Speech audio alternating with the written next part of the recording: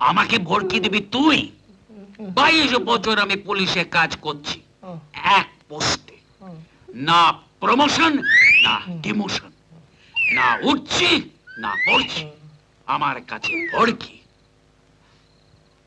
এই সে ভাই, দরজা খোল। হা করে দেখছিস কি? দরজা খোল।